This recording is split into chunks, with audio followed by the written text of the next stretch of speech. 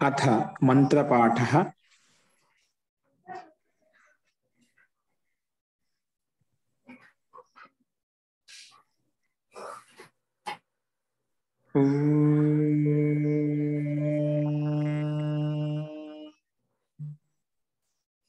सहनाववतु सहनौ भुनक्तु सह वीर्यं करवावहै तेजस्विनावधीतमस्तु मा विद्विषावहै। ओम शांति शांति शांति। सर्वेभ्यो नमः। अंदरिकी नमस्कारम अंडी। మనము సాధనా పాదం చెప్పుకుంటున్నాము। ఆ సాధనా పాదంలో యోగాంగ అనుష్ఠానం చేయడం వలన ఏమి కలుగుతుంది అనే విషయంలో, యోగాంగాలు అనుష్ఠానం చేయడం వలన అంటే ఆచరించడం వలన జ్ఞానదీప్తి అశుద్ధికి నాశనం అవుతుంది, అశుద్ధి క్షయం అవుతుంది అని చెప్పుకున్నాము। సో అశుద్ధి క్షయము జ్ఞానదీప్తి కలగాలంటే ఆ యోగాంగాలు ఏమిటి అన్నప్పుడు అవి 8 రకాలు చెప్పుకున్నాము। అవి ఏవి 8 రకాలంటే యమ నియమ ఆసన ప్రాణాయామ ప్రత్యాహార ధారణ ధ్యాన సమాధయ అష్టౌ అంగాని। ఈ 8 అంగాలు మనకు ఆచరించడం, 8 అంగాలను ఆచరించడం వలన జ్ఞానదీప్తి అశుద్ధి క్షేమం అవుతుందని చెప్పుకున్నాము। అందులో యమాలంటే ఏమిటి? మొట్టమొదటి అంగంలో యమం ఇచ్చాం కదా, ఆ యమం అంటే ఏమిటి అన్నప్పుడు దానికి యమాలు కూడా 5 రకాలు। అవి ఏమిటంటే అహింస సత్య అస్తేయ బ్రహ్మచర్య అపరిగ్రహాః యమాః అని చెప్పుకున్నాము। ఈ యమాలు కూడా 5 రకాలు, అహింస సత్య అస్తేయ బ్రహ్మచర్య అపరిగ్రహ। వీటిని ఆచరించడం వలన మనకు అహింస, ఇవి ఎందుకంటే అహింస మూలకమైన అహింసకి ఉత్పాదనంలో అంటే సత్యము అస్థేయము బ్రహ్మచర్యము అపరిగ్రహం ఇవన్నీ కూడా ఆచరించడం వలన అహింస అనేది మనలో సమస్త ప్రాణి పట్ల హింసా భావన లేకుండా సమస్త ప్రాణి పట్ల మిత్రతా భావన కలుగుతుంది। అలా చేయడం వల్ల మనలో సాత్వికత ఏర్పడుతుంది। అంటే వీటిని ఆచరించడం వలన మనము జ్ఞానదీప్తి వైపు వెళ్ళడానికి ఆస్కారం ఉంటుంది। ఇలా ఆచరించడం వలన అశుద్ధి క్షయం నాశనం చేసుకోవచ్చు అని చెప్పాము। ఇది ఒక యమము యోగాంగాల్లో। నెక్స్ట్ నియమం అంటే ఏమిటి అన్నప్పుడు శౌచ సంతోష తపః స్వాధ్యాయ ఈశ్వర ప్రణిధానాని నియమాః అని చెప్పుకున్నాము। శౌచ సంతోష తపః స్వాధ్యాయ ఈశ్వర ప్రణిధానాని నియమాః। ఇవి శౌచము సంతోషము తపము స్వాధ్యాయము ఈశ్వర ప్రణిధానం చేయడం వలన ఇవి నియమాలకు అంతర్గతం। ఇవి కూడా 5 రకాలు చెప్పినాం। వీటిని ఆచరించడం వలన మనం జ్ఞానదీప్తి అశుద్ధి క్షయం నాశనం చేసుకోవచ్చు అని చెప్పుకున్నాం। అంతకంటే ముందు 31వ సూత్రంలో ఈ యమాలను అహింస సత్య అస్తేయ బ్రహ్మచర్య అపరిగ్రహం ఏ విధంగా ఆచరించాలంటే ఇవి సంకల్పబద్ధం తీసుకొని సార్వభౌమ మహావ్రతం, ఇవి మహావ్రతాలు అంటే వీటిని అన్ని పరిస్థితుల్లో అన్ని స్థితుల్లోనూ కూడా మనం ఆచరించాలి। సార్వభౌమ మహావ్రతం అంటే ఒక మహావ్రతంగా తీసుకొని అన్ని సందర్భాల్లో అన్ని పరిస్థితుల్లో మనం వీటిని ఆచరించాలి। కొంతమంది ఎందుకు చెప్పాల్సి వచ్చిందంటే ఈ సూత్రాన్ని, కొంతమంది జాతి దేశ కాల సమయ అనవచ్ఛిన్నా సార్వభౌమ మహావ్రతం, కొంతమంది జాతి విశిష్ట జాతి అంటే మనిషి జాతి పశు జాతిలో ఎన్నో రకరకాలు కదా, వాటిని మాత్రం హింస చేస్తాను, కొంత కులవృత్యా అలా చేస్తూ ఉంటామట। నేను ఇది మాత్రం చేస్తాను, మిగతా ఏ హింస చేయని చెప్పి, నా కులవృత్తి నా ధర్మం అని చెప్పి అటువంటి ఒక యోగాభ్యాసి యోగాంగ అనుష్ఠానం ఆచరించాలి అంటే జ్ఞానదీప్తిని ప్రకాశింపజేసుకోవాలి, అశుద్ధి నాశనం చేసుకోవాలంటే ఇటువంటి జాతి విశేష కులధర్మం కావచ్చు, ఇంకేదైనా కారణం కావచ్చు, జాతి విశేషంలో ఏదో ఒక పశువుని చంపుతాను అలాంటి నియమం పెట్టుకోకూడదు। అలాగే స్థాన విశేషంలో నేను హింస చేస్తాను, అదేవిధంగా కాల విశేషంలో విశిష్ట ఏదైనా బ్రాహ్మణుల కొరకు లేదా దేవతల కొరకు నేను బలి ఇస్తాను, హింస చేస్తాను అలా అని చెప్పి, లేదా సమయం అంటే విశిష్టమైనటువంటి సందర్భంలో, ఇప్పుడు యుద్ధ క్షేత్రంలో క్షత్రులు హింస చేస్తూ ఉంటారు అలాగా అని చెప్పి ఇక కొన్ని విశిష్ట నియమాలు నేను హింస చేస్తా అన్య సమయంలో చేయని చెప్పి నియమాలు ఏవైతే పెట్టినా అటువంటి నియమాలు కూడా ఇక్కడ ఒక యోగాభ్యాసకుడు యోగ సాధకుడికి ఉండకూడదు. హింస అనే భావన అసలుకి ఉండకూడదు. అలా వాటితో పరిచ్ఛిన్నమైనటువంటి వాటితో సంబంధం లేనటువంటి మహావ్రతాన్ని మనం పాటించాలి అని చెప్పి ఇక్కడ 31 సూత్రంలో చెప్పుకున్నామట. జాతి దేశ కాల సమయ అనవచ్ఛిన్నా సార్వభౌమ మహావ్రతము. వీటితో ఈ అన్ని అవస్థల్లో ఎటువంటి బాధరహితమైనటువంటి ఎటువంటి బాధ లేనటువంటి మనం ఈ యమాలను పాటించాలి, ఆచరించాలి అని చెప్పి ఇక్కడ చెప్పుకున్నాము. అదేవిధంగా ఈ నియమాలను కూడా 5 రకాలని చెప్పాము. ఇవి కూడా ఆచరించాలి. అందులో ఈ నియమాల గురించి ఒక్కోదానికి చెప్పుకుంటూ వస్తున్నాం మనం. శౌచము, సంతోషము, తపము, స్వాధ్యాయం, ఈశ్వర ప్రణాళం అని చెప్పి ఈ నియమాలు చెప్పుకున్నాము. కానీ ఈ నియమాల్లో కూడా ఆచరించడం వల్ల ఇవి మనకు యమాలు అనేటివి సహజంగా మనం ఆచరించడంలో సహయోగంగా ఉంటాయి. కాబట్టి యమ నియమాలు ఇవి ఒకదానికొకటి పూరకంగా ఉంటాయి. కాబట్టి నియమాలు పాటించినప్పుడు యమాలను పాటించడం నియమాలు ఇవి ఒకదానికి సహయోగంగా ఉండి మనం వీటిని ఆచరించడంలో సహజత, సరళత ఉంటుంది. సరే, ఈ అహింస విషయంలో ఏతేషాం యమ నియమానం, ఈ యమ నియమాల విషయంలో ఎలా ఆచరించాలి అంటే, ఒకసారి యమ నియమాలు ఆచరించేటప్పుడు కొన్ని వితర్కాలు, ఆలోచనలు, విచారాలు వస్తూ ఉంటాయి. వాటిని ఎలా నిలబెట్టుకోవాలి? ఈ యమ నియమాలు ఆచరించడం ప్రారంభించాము, అయినప్పటికీ కూడా మనలో కొన్ని విచారాలు, వితర్కాలు వస్తున్నాయి. వాటిని ఎలా నిరోధించుకోవాలి అంటే దానికి సమాధానంగా ఏతేషాం యమ నియమానం, ఇప్పుడు చెప్పినటువంటి 5 యమాలు 5 నియమాలు ఏ విధంగా ఆచరించాలంటే, ఆచరించేటప్పుడు ఏవైతే వితర్కాలు వస్తున్నాయో వాటిని ఎలా తొలగించుకోవాలంటే వితర్క బాధనే ప్రతిపక్ష భావనం అని చెప్పుకున్నాం.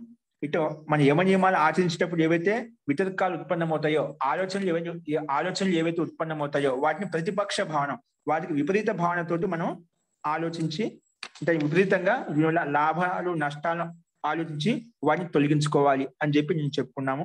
అంటే వాటికి విపరీత భావనతోటి మనం వాటిని తొలగించుకోవాలి. ఏవైతే హింసామూలకమైనటువంటి నియమ విరుద్ధమైనటువంటి ఆలోచనలు ఏవైతే వస్తున్నాయో వాటిని మనం యథార్థంగా ఆలోచించి వాటిని ప్రతిపక్ష భావనతో తగ్గించుకోవాలి అని చెప్పుకున్నాం. అదేవిధంగా 34వ సూత్రంలో నేను చెప్పుకున్నాము, ఈ వితర్కా హింసాదయ కృత కారిత అనుమోదిత లోభ క్రోధ మోహ పూర్వకాః మృదు మద్యాది మాత్ర దుఃఖ అజ్ఞాన అంతఫల ఇది ప్రతిపక్ష భావనం అని చెప్పి, అంటే ఈ విషయాలు వితర్క బాధ ప్రతిపక్ష భావన చేయాలని చెప్పాం కదా. ఆ ప్రతిపక్ష భావన చేసేటప్పుడు ఈ వితర్కాలు ఎన్ని రకాలుగా ఉంటాయి, ఏ రకంగా ఉంటాయి అంటే ఈ వ్యక్తి ఏ రకంగా చేస్తాడు. ఈ వితర్కాలు అంటే ఆలోచనలు ఏవైతే ఉన్నాయో, హింసామూలక ఆలోచనలు ఏవైతే ఉన్నాయో అవి ఏ రకంగా ఉంటాయి, ఎన్ని రకాలుగా ఉంటాయనే విషయం చెప్తున్నాను. కాబట్టి ఈ రకంగా ఉంటాయంటే ప్రతిపక్ష భావన తోటి తొలగించుకోవాలని చెప్పుకున్నాం. అది ఏ రకంగా చెప్పాము? వితర్కాహ హింసాదయ, అంటే హింసాదయ వితర్కాహ, హింసామూలక వితర్కాలు ఆలోచనలు ఏవైతే ఉన్నాయో అవి ఎట్లా అంటే ఇవి యమ నియమాలను ఆచరించేటప్పుడు ఉత్పన్నమైనటువంటి వితర్కములు అంటే ఆలోచనలు అండి. అంటే యమ నియమాలను ఆచరించేటప్పుడు ఏవైతే వితర్కాలు వస్తే విరోధి భావనతో మనం తొలగించుకోవాలి, విపరీత భావన తొలగించుకోవాలి. ఎందుకంటే అవి ఏ రకంగా ఉంటాయని చెప్తున్నాం అంట.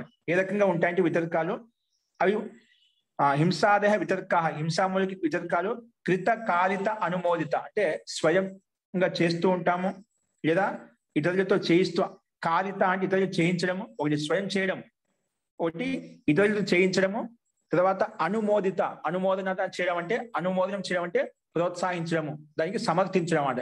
ఏదో వాళ్ళు చేసినటువంటి పనికి సమర్థించడం అంట.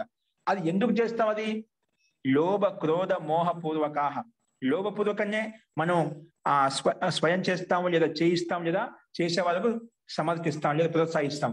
అదేవిధంగా క్రోధపూర్వకంగా మనం చేయడమా లేదా ఇతరులతో చేయించడమా లేదా చేసే వాళ్ళకు సమర్థించడమా జరుగుతుంది. లేదా మోహపూర్వకంతో మనం స్వయం చేయడము లేదా చేయించడం లేదా ఇతరులు చేసే వాళ్ళతో సమర్థించడం అంటే ప్రోత్సహించడం జరుగుతుంది. కాబట్టి ఇవి కృత కారిత అనుమోదన క్రియాకలాపాలు ఏవైతే ఉన్నాయో, హింసామూలక క్రియాకలాపాలు ఏవైతే ఉన్నాయో అవి లోభపూర్వకంగా ఉంటాయి లేదా క్రోధపూర్వకంగా ఉంటాయి లేదా మోహపూర్వకంగా ఉంటాయి. ఈ రకంగా చేస్తూ ఉంటాం. ఏదో ఒకటి ఖచ్చితంగా ఉంటుంది. ఏదో లోభం లేకుండా, క్రోధం లేకుండా, మోహం లేకుండా ఏ పని చేయం. మోహం అంటే రాగం, ఇక్కడ రాగపూర్వకంగా ఉండొచ్చు, లేదా క్రోధపూర్వకంగా ఉండొచ్చు, లేదంటే లోభపూర్వకంగా ఉండొచ్చు. వీటిని ఖచ్చితంగా ఏ క్రియాకలాపాలు చేసినా ఈ మూడిట్లో ఏదో ఒకటి ఖచ్చితంగా ఉంటుంది. కానీ అవి కూడా ఎలా చేస్తాం? చాలా కొన్ని తీవ్రంగా చేస్తుంటాం, కొన్ని ఇంకా తీవ్రంగా కంటే ఎక్కువ తీవ్రంగా చేస్తుంటాం, ఇది అత్యంత తీవ్రంగా చేస్తూ ఉంటాం. కాబట్టి అవి ఎలా ఉంటాయంటే మృదు మధ్య అది మాత్ర పూర్వకంగా చేస్తూ ఉంటాయి క్రియాకలాపాలు. హింసాది క్రియాకలాపాలు వితర్కాలు మృదు మధ్యాది మాత్ర అని చెప్పాం. ఇవి మృదు అంటే మృదుగా చేయటము, మధ్యంగా చేయటము అంటే తీవ్రంగా చేయడం. అంటే చేసే క్రియాకలాపాలు కూడా తీవ్రతను బట్టి అది ఆ హింసాది క్రియాకలాపాలు చేస్తూ ఉంటాం. కాబట్టి ఇవి కూడా 3 రకాలు చెప్పుకున్నామంట. అంటే దాంట్లో కూడా క్రియాకలాపాలు కూడా సూక్ష్మంగా, సూక్ష్మతరంగా, సూక్ష్మతమంగా అంటే ఇంకా ఎక్కువ తీవ్రత చేయడం వల్ల కూడా ఇవి దుఃఖ అజ్ఞాన అనంత ఫలాయితి. ఇవి అత్యంత దుఃఖాన్ని అత్యంతమైనటువంటి అజ్ఞాన్ని మనకు ఉత్పన్నం చేస్తాయి. ఈ విధంగా మృదు మధ్యాది మాత్రపూర్వకంగా మనం ఆ వితర్కాలు చేయడం వలన ఇవి దుఃఖ అజ్ఞాన అనంత ఫలాహ. ఈ దుఃఖం అనేది అజ్ఞానం అనేది అనంత ఫల అంటే అనంతమైన ఫలాన్ని ఇస్తుంది. అంటే ఖచ్చితంగా యథార్థ ఎందుకంటే ఈ మాట ఎందుకు చెప్పారంటే ఇవి మనకు ఇప్పుడు వస్తుంది. మనకు ఇవి ఖచ్చితంగా మనము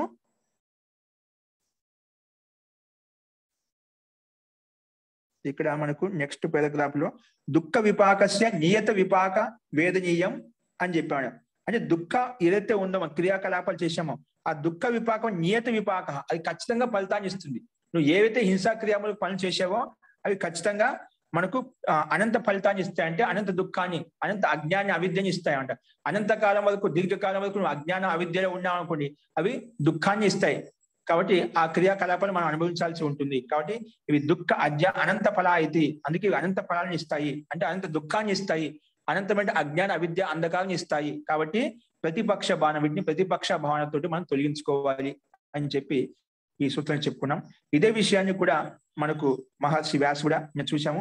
తత్ర హింస తావత్ ఏ రకంగా ఉంటుందంటే కృత, కారిత, అనుమోదిత ఇది త్రిద అని 3 రకాలుగా ఉంటాయని చెప్పాం. అందులో కూడా ఏకైక పునః త్రిద అది 3 రకాలుగా ఉంటుంది. ఎలా ఉంటుందంటే లోభేణ, మాంస, చర్మార్థేన అంటే లోభపూర్వకంగా మాంసం చర్మం కోసం హింస చేస్తూ ఉంటాం, ఇక్కడ చేస్తూ ఉంటాం. లేదా క్రోధేన అపకృతం అనేనా ఇది అంటే క్రోధపూర్వకంగా మనం హింస చేస్తూ ఉంటాం. ఏ రకంగా చేస్తుంటాం అంటే చేయడం కానీ, చేయించడం కానీ, సమర్థించగా ఉంటుంది. అది క్రోధపూర్వకంగా ఉంటుంది. అంటే నాకు ఇతను అపకారం చేశాడు, అపకారం చేసి నేను ఇతనికి అపకారం చేయాలి భావనతో మనం అపకారం చేయడము. ఇంకోటి మోహపూర్వకంగా చేస్తుంటాం, చేయడమా, చేయించడమా, చేసే వాళ్ళకి సమర్థించడమా. అది ఎలా జరుగుతుంది? మోహపూర్వకంగా, రాగపూర్వకంగా చేస్తూ ఉంటాం. అప్పుడు చేసి ఎందుకు చేస్తామంటే ధర్మో మే భవిష్యతి ఇది. ఆ మోహంలో నేను చేసే క్రియాకలాపాలు ధర్మం అంటే ధర్మాన్ని ఇస్తాయంటే పుణ్యాన్ని ఇస్తాయని చెప్పి అటువంటి పనులు మోహపూర్వకంగా చేస్తూ ఉంటాం. ధర్మో మే భవిష్యతి ఇది, నేను ధర్మం చేస్తున్నా అని చెప్పి ఈ రకం కూడా అది ధర్మం అధర్మం తెలుసుకోకుండా ధర్మాన్ని భావించి చేస్తూ ఉంటాం అన్నమాట. కాబట్టి ఈ రకంగా మోహపూర్వకంగా, క్రోధపూర్వకంగా, లోభపూర్వకంగా మనం ఈ క్రియాకలాపాలు చేస్తుంటాం. కృత, కాలిత, అనుమోదిత అనే చేస్తూ ఉంటాం చెప్పుకున్నాం. ఇవి కూడా లోభ, క్రోధ, మోహ పునః త్రివిధాహ. ఇవి కూడా మళ్ళీ 3 రకాలు. 3 రకాలు అంటే దాంట్లో కొంచెం తీవ్రంగా చేస్తాం, తీవ్రతరంగా చేస్తాం, ఇంకా అత్యంత తీవ్రంగా చేస్తాము. అలా చేయడం వల్ల ఈ మొత్తం 27 రకాలు అవుతాయన్నమాట. అంటే కృత, కాలిత, అనుమోదిత చెప్పుకుంటే 27 రకాలు అవుతాయి.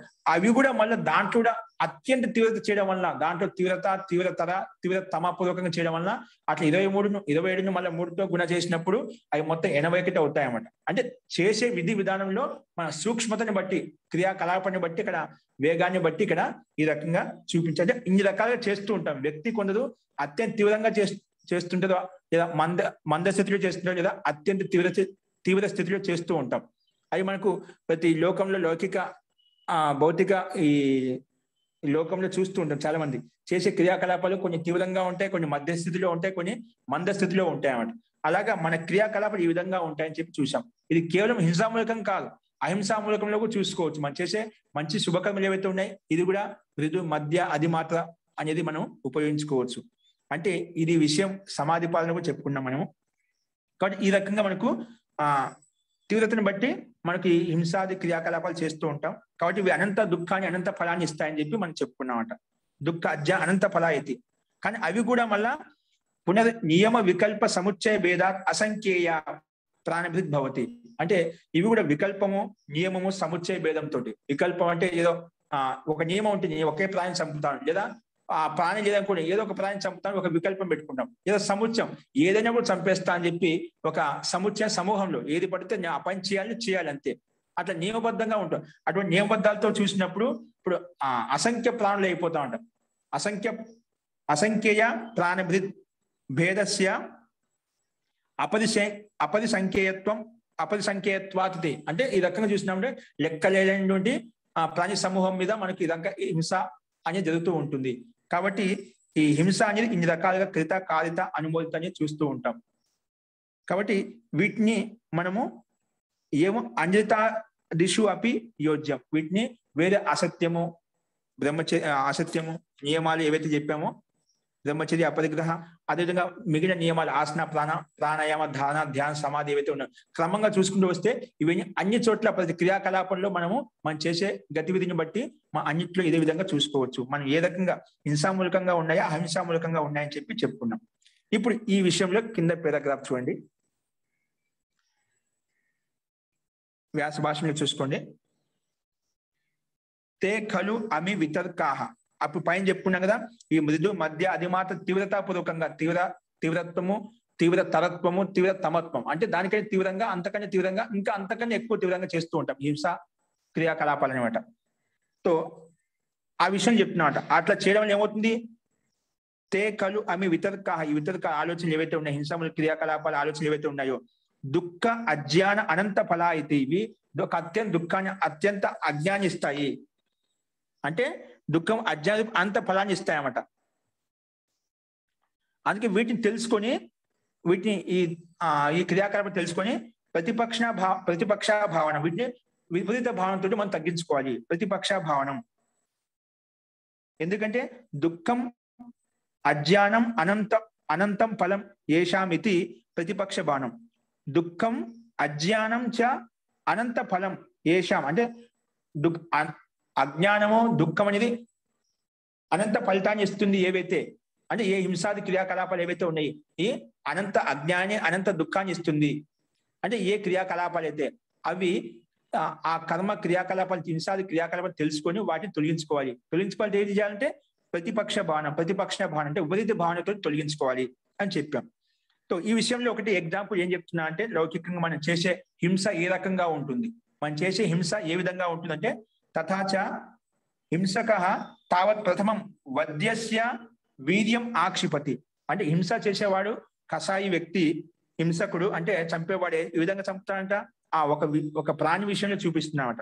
తథా అలాగే హింసక అంటే హింస చేసేవాడు తావత్ ప్రథమం వద్యస్య అంటే ఏదైతే ఏ పశువునైతే వధ చేస్తున్నామో చంపుతున్నామో, వద్యస్య వీర్యం ఆక్షిపతి, వీర్యం అంటే దాని బలము సామర్థ్యాన్ని కట్టిపడేస్తాడట. వీర్యం ఆక్షిపతి అంటే దాంట్లో బలాన్ని ఆ సామర్థ్యాన్ని కట్టిపడేస్తాడు. కాళ్ళు కట్టడము, చేతులు అవి కాళ్ళు కట్టేసి దాన్ని ఎటు కదలకుండా చేస్తాడట. ఒక ప్రాణి చంపేట అదేగా చేసింది.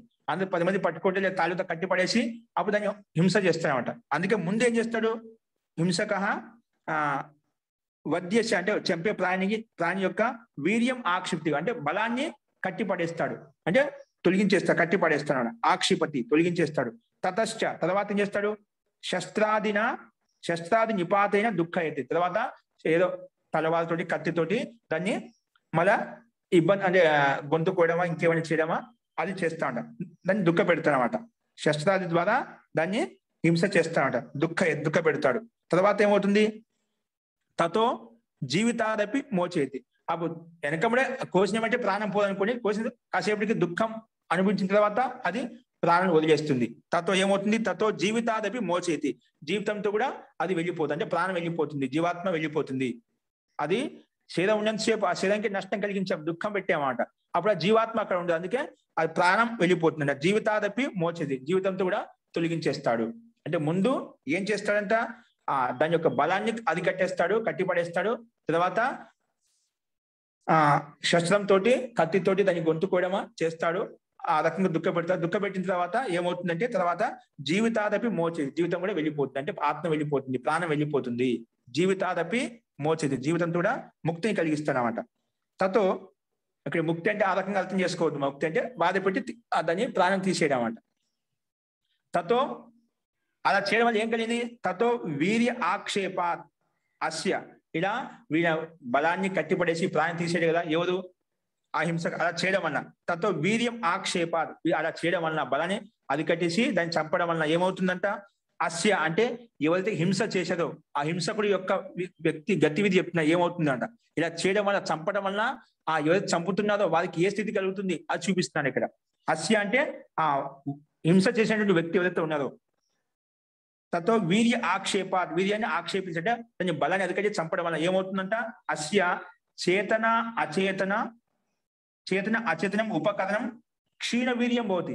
ఎవరైతే ఇలా చంపుతారో వాళ్ళు కూడా చేతన అంటే వాళ్ళ యొక్క చేతనం అంటే వాళ్ళ ఆత్మ, ఇంకా అచేతన అంటే ఆయన యొక్క ధన సంపత్తి ఏదైతే ఉందో, ధన సంపత్తి, పుత్రులు పౌత్రులు ఎవరైతే ఉన్నదో, అంటే ఎవరైతే తన అని భావిస్తున్నాడో అవన్నీ కూడా చేతన అచేతనం ఉపకరణాలు సాధనాలు ఏవైతే ఉన్నాయో క్షీణ వీర్యం భవతి. నువ్వు ఏ విధంగా అయితే ఆ పశువుకు ఆ బలాన్ని అరికట్టేసావో, నీలో కూడా నీ చేతన ఆత్మ, నీ అచేతన పదార్థాలు ఏవైతే నీవి నావి అనుకుంటున్నావో, నా అనే సంబంధంతో నువ్వు నాదిగా భావిస్తున్నావు, అవన్నీ కూడా క్షీణ వీర్యం అవుతాయండి. అవి కూడా క్షీణించిపోతాయి. నిదానంగా కాలాంతరంలో నువ్వు ఎవరికైతే హింస చేసి బాధ పెట్టి దాన్ని తొలగించేసావో, బలాన్ని అరికట్టేసావో, అలాగే నీ బలం కూడా అరికట్టబడుతుంది. కాలాంతరంలో ఆ దుఃఖం ఒక హింస చేసావు, హింసానికి మూల పాపం చేసావు, ఆ పాపానికి ఏం కలుగుతుందంట, నీ కూడా అలాగే క్షీణవీర్యం అవుతుంది. నీ బలము, నీ ఏ బలము, చేతన అచేతనం అంటే నీవైతే ధన సంపత్తి ఉందో, బంధు బాంధవులు ఉన్నారో, ఇంకా నీ ఆత్మిక బలం కూడా నశించిపోతుంది, శారీరక బలం నశించిపోతుంది. అంటే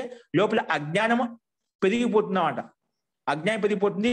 అజ్ఞానం వల్ల పాపం మూలకంగా ఇదంతా కలుగుతున్నామంట. పాపం చేయడం వల్ల ఈ స్థితి కలుగుతుంది, నీకు కూడా అలా స్థితి కలుగుతుంది చెప్పి ఇక్కడ చూపిస్తున్నాడు. అస్య ఆ చేతన అచేతనం ఉపకరణాలు ఏవైతే సాధనాలు ఏవైతే ఉన్నాయో క్షీణవీర్యం అవుతాయి. అలా కావడం ఏమవుతుంది, దుఃఖ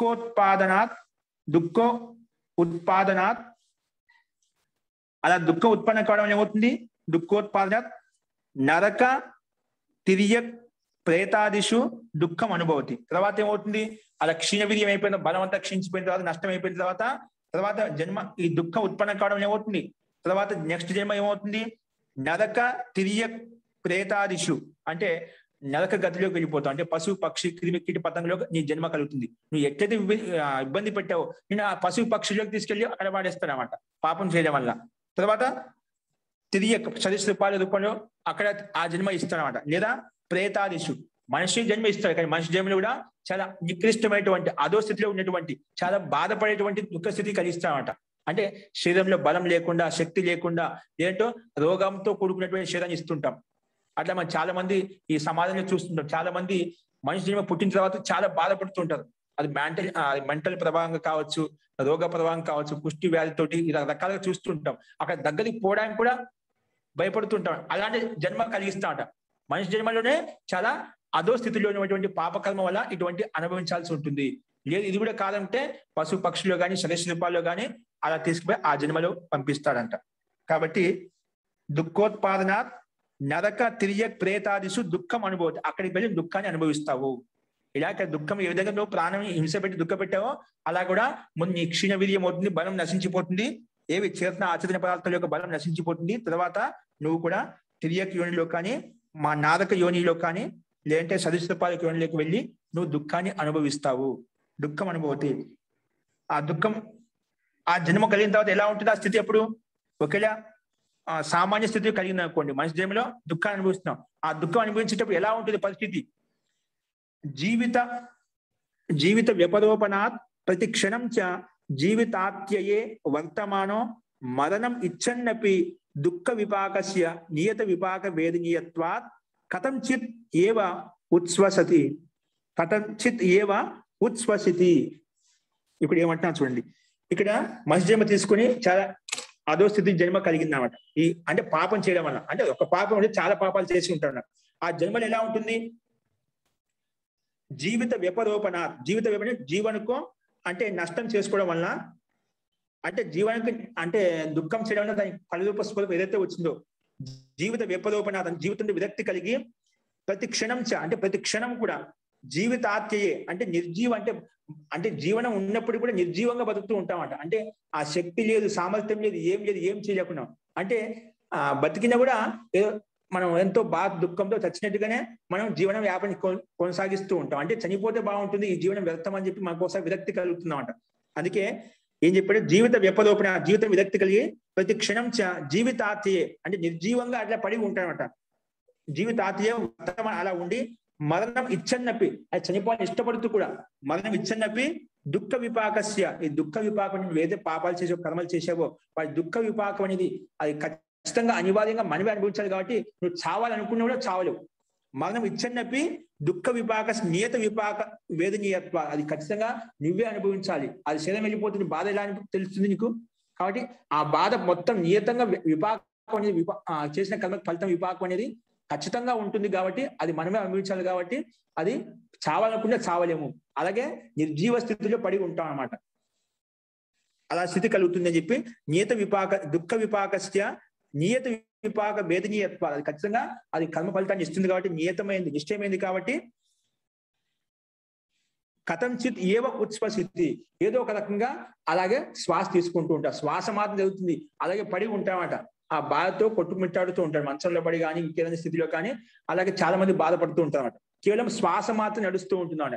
కథంచిత్ ఏవ ఉత్స్వసిద్ధి, ఏదో విధంగా ప్రాణం తీసుకుంటూ ఉంటాడు, కానీ చాలా దుఃఖాన్ని చావాలనుకుంటే చావలేడు. ఎందుకంటే ఈ దుఃఖ విపాకం, కర్మ విపాకం చాలా ప్రబలంగా ఉంటుంది కాబట్టి నీ కర్మలకు నువ్వే బాధ్యుడు. ఎప్పుడైనా సరే అది మనమే అది అనుభవించాలి.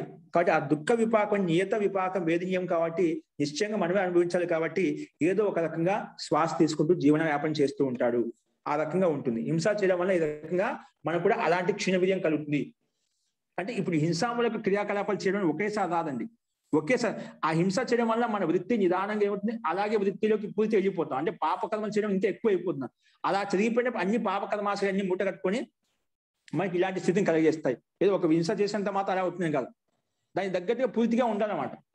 అలాగా ఒకసారి పాపం చేయడం మొదలుపెట్టామంటే అదే పాపం ఇంకా వేరే పాపాలకు కారణం అవుతుంది. ఒకసారి హింసామూలక క్రియాకలాపాలు చేసినాం అనుకోండి, అహింస తర్వాత హింస అలాగా చేసుకుంటూ వెళ్ళిపోతాం అన్నమాట. అప్పుడు మనకు మన వివేకాన్ని కోల్పోయి అజ్ఞాన అంధకారంలో వెళ్ళిపోయి అలాంటి క్రమాలు చేయడం వల్ల అనంత అజ్ఞాన దుఃఖాన్ని మనకు అందజేస్తాయి. ఖచ్చితంగా నియత విపాకం అది స్థిరమైంది కాబట్టి సిద్ధాంతం, అటల్ సిద్ధాంతం కాబట్టి ఖచ్చితంగా మనమే అనుభవించాల్సి ఉంటుంది. అది ఏ విధంగా అనుభవిస్తామంటే ఇతర యోనిలోకి వెళ్ళి, అంటే పశు పక్షి క్రిమి కీటకాలలోకి పక్షుల్లోకి వెళ్ళి మనం అనుభవించాల్సి ఉంటుంది. ఒకవేళ మనిషి జన్మకు తీసుకున్నా అది ప్రేతాది, అంటే చాలా నికృష్టమైనటువంటి మనిషి జన్మ కూడా అతి అధమ స్థితి జన్మ తీసుకొని అక్కడ ఏదో ఒక వ్యాధితో బాధపడుతూ లేదా ఏదో రకంగా బాధపడుతూ మనం దాన్ని అనుభవించాల్సి ఉంటుంది అని చెప్పి ఇక్కడ చెప్పాం. కాబట్టి చావాలనుకున్నా కూడా జీవితం అది వెళ్ళిపోతుంది అనమాట. ఏదో ఒక రకంగా శ్వాస తీసుకొని జీవితాన్ని గడుపుతూ ఉంటాడు. కాబట్టి ఆ రకంగా ఉంటుంది పరిస్థితి అని చెప్పి చెప్పాడు. అందుకే ఏదిచ కథంచిత్ పుణ్యం ఆవాపగత హింస భవేత్ తత్ర సుఖ ప్రాప్తో భవేత్ అల్పాయురితి. ఏం చెప్పాడు? ఏదిచ ఒకవేళ ఈ రకంగా పాపాన్ని నిలుస్తున్నారా, చావాలనుకున్నా చావలేకున్నా ఏదో ఒక రకంగా శ్వాస తీసుకొని జీవనం వ్యాపం చేస్తున్నాడు. ఎందుకంటే కర్మఫలం పూర్తి అయిపోవాలి కదా, అయిపోయేంత వరకు ప్రాణం పోవాలి, అట్లాగే ఉంటుందన్నమాట. నీ కర్మలు నువ్వే అనుభవించాలి కాబట్టి. ఒకవేళ ఏదిచ కథంచిత్ పుణ్య ఆవాపగత హింస, పుణ్యం ఆవాపగత హింస అంటే ఒకవేళ కొన్ని పుణ్యకర్మలు చేసామని, మంచి కర్మలు చేసామని, ఆ పుణ్యం ఉంది. ఈ కర్మలతో పాటు కొన్ని ముందు పుణ్యకర్మలు చేసిందా, ఆ పుణ్యకర్మలకు ఫలితం కూడా ఒకసారి వస్తుంది మనకు. అది ఎందుకంటే పుణ్యకర్మలకు ఫలితం కూడా సుఖం కూడా వస్తుందట. కానీ ఆ సుఖం వచ్చేసరికి, ఆ పుణ్యం చేసిన కర్మ వచ్చేసరికి అప్పటికే మనం ఈ పాపకర్మ శరీరంలో నిర్వీర్యం చేసుకున్నాం, బలవంతం నశించిపోయింది.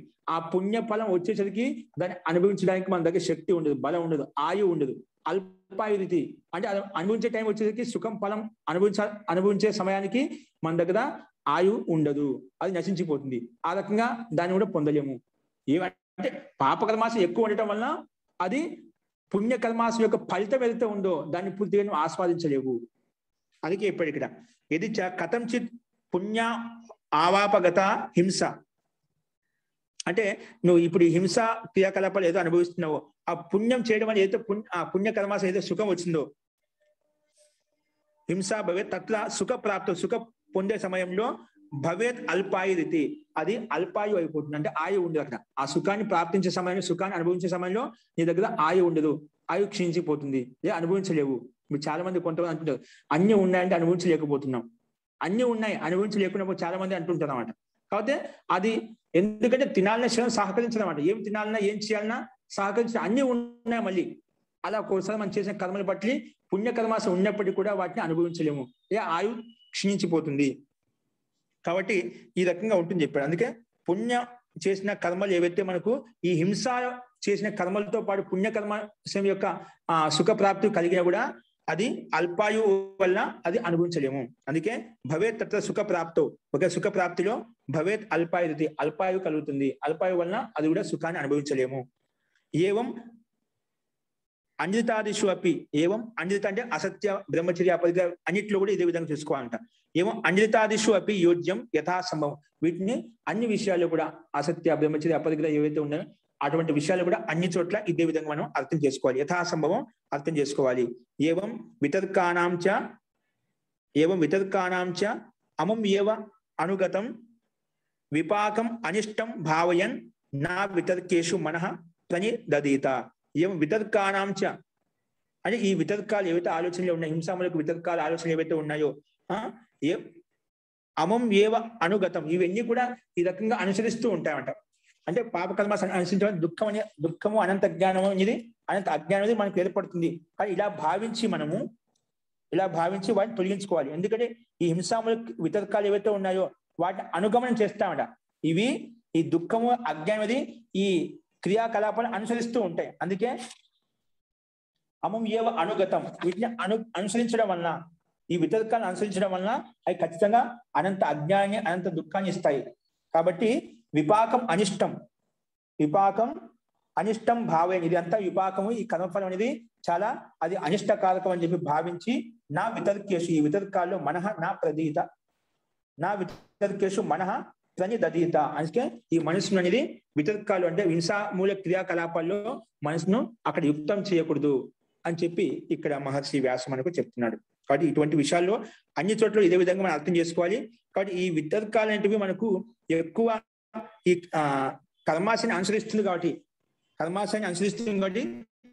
ఈ విపాకం అనేది, కర్మ విపాకం అనేది, దుఃఖ విపాకం అనేది ఖచ్చితంగా కాబట్టి ఖచ్చితంగా అనుభవించాలి. కాబట్టి ఇది అనిష్టంగా భావిస్తూ ఈ క్రియాకలాపాలు విపరీతంగా ప్రతిపక్ష భావన పూర్వకంగా మనము మన మనసును యోజించాలి. మనసును వేరే పుణ్యకర్మల్లో తీసుకెళ్లి పుణ్యకర్మలు చేయడానికి, ధార్మిక అనుష్ఠానాలు చేయడానికి ప్రయత్నం చేయాలి అని చెప్పి ప్రతిపక్ష భావనతో మనం వీటిని తగ్గించుకోవాలి అని చెప్పి ఇక్కడ మనకు ప్రేరేపించారు మహర్షి వ్యాస్. ఇక్కడ అందుకే నా వితర్కేషు మనః ప్రనిదధీత, మనసును అక్కడ యుక్తం చేయకూడదు, వితర్కాల్లో అంటే హింసాములకి వితర్కాల్లో యుక్తం చేయకూడదు అని చెప్పి మనం ఇక్కడ చెప్పుకున్నాం 34వ సూత్రంలో.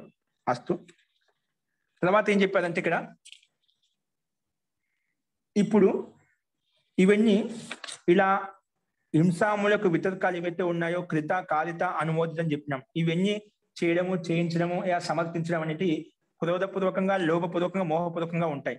అవి మన మృదు మధ్య అది మాత్ర తీవ్రతను బట్టి అవి అనంత అజ్ఞానాన్ని, అనంత దుఃఖాన్ని ఇస్తాయని చెప్పుకున్నాం. కాబట్టి వీటికి విపరీత భావనతోటి మనం తొలగించుకోవాలని చెప్పుకున్నాం. కానీ ఇలా తొలగించుకున్న తర్వాత వీటిలో మనకు పరిపక్వ స్థితి వచ్చిందనుకోండి, ఈ యమాల్లో నియమాల్లో, అప్పుడు ఎటువంటి ఫలితం వస్తుంది?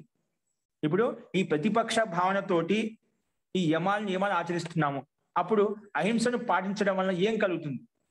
ఇప్పుడు ఈ యమ నియమాలు ఆచరించి అంటే ప్రతిపక్ష భావన, హింసాములకు కాకుండా అహింసాములకు ఆలోచనలు, వితర్కాలు ఆలోచనలు చేసి మనం వాటిని పరిపక్వ స్థితి తీసుకొచ్చాం.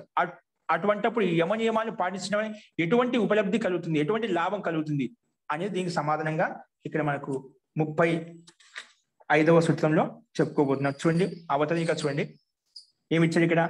ప్రతిపక్ష భావన హేతోర్హేయాః వితర్కాః యదా అస్య స్యుః అప్రసవ ధర్మాణః తదా తత్కృతం ఐశ్వర్యం యోగినః సిద్ధి సూచకం భవతి.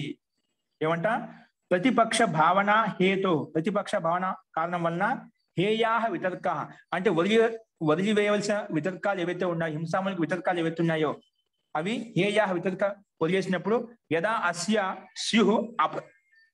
అస్య స్యుః అప్రసవ ధర్మాణః అంటే మళ్ళీ ఉత్పత్తి స్థితిలో కావు.